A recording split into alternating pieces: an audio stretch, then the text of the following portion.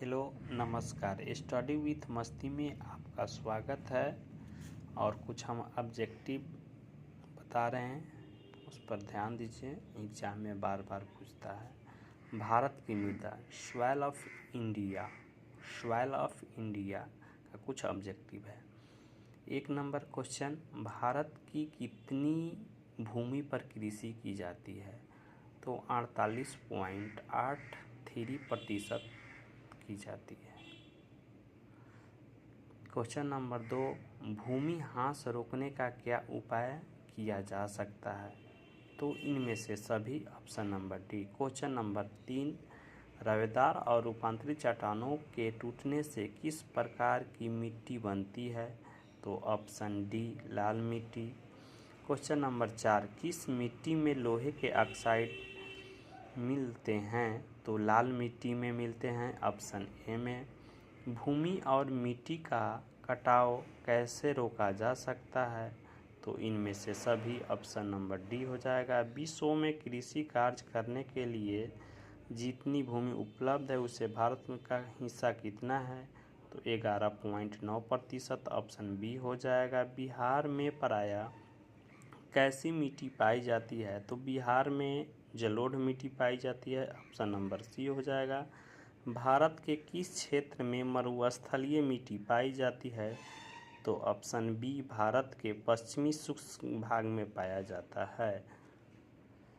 इनमें से कौन लाल मिट्टी का क्षेत्र है? तो छोटा नागपुर का पठार लाल मिट्टी का क्षेत्र है, ऑप्शन बी। 10 नंबर, कृषि कार्य के लिए भारत की कौन सी मिट्टी सबसे अधिक महत्वपूर्ण है?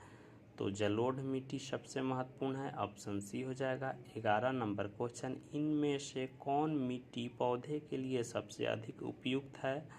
तो दोमट मिट्टी हो जाएगा, ऑप्शन सी। इनमें से कौन कारक मृदा निर्माण में सहायक है?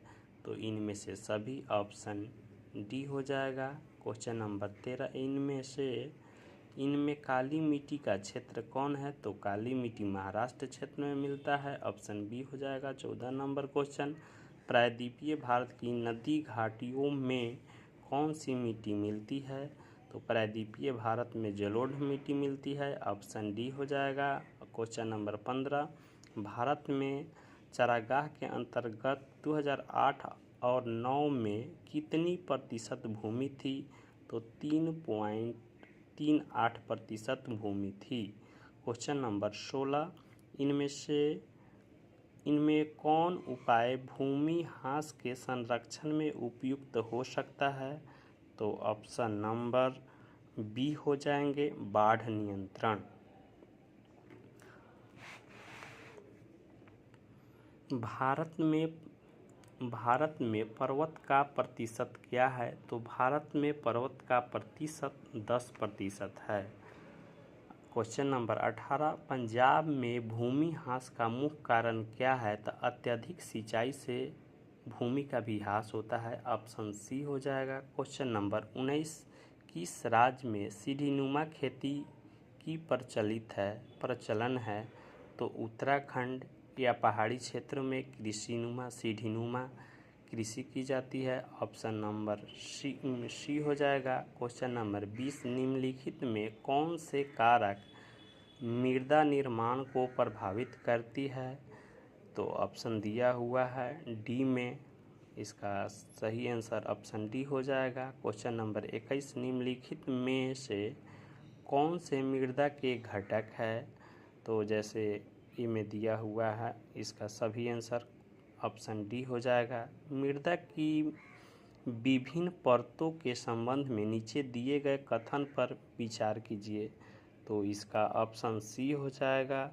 23 नंबर क्वेश्चन, भारत में मृदा का सबसे व्यापक और सर्वाधिक उपजाऊ प्रकार कौन सा है? तो जलोढ़ मिट्टी, ऑप्शन बी हो जाएगा। निम्नलिखित कथन में से कौन सा कथन सत्य है? इसको देखिए, और इसका आगे है इसमें, तो इसका ऑप्शन डी हो जाएगा। निम्न में से किस मृदा को रेगूर कहते हैं? तो काली मिट्टी को रेगूर कहते हैं, ऑप्शन ए में है। 26 नंबर, निम्नलिखित में से किन राज्य में काली मिट्टी पाई जाती है? तो ऑप्शन बी गुजरात में भी, महाराष्ट्र और आंध्र प्रदेश ऑप्शन बी में पाया जाता है।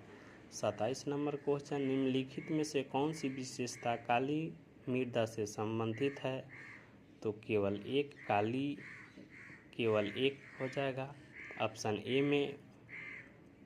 28 नंबर क्वेश्चन, लाल मृदा का रंग लाल होने का कारण क्या है?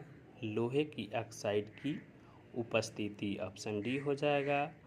29 नंबर क्वेश्चन, लाल मृदा के संबंध में नीचे दिए गए कथन पर विचार कीजिए।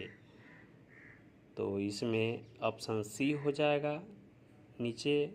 30 नंबर क्वेश्चन, निम्नलिखित में से कौन सा कथन लेटेराइट मृदा के संबंध में सत्य नहीं है? तो ऑप्शन डी हो जाएंगे। आगे हम और कुछ बताते हैं आप लोग को।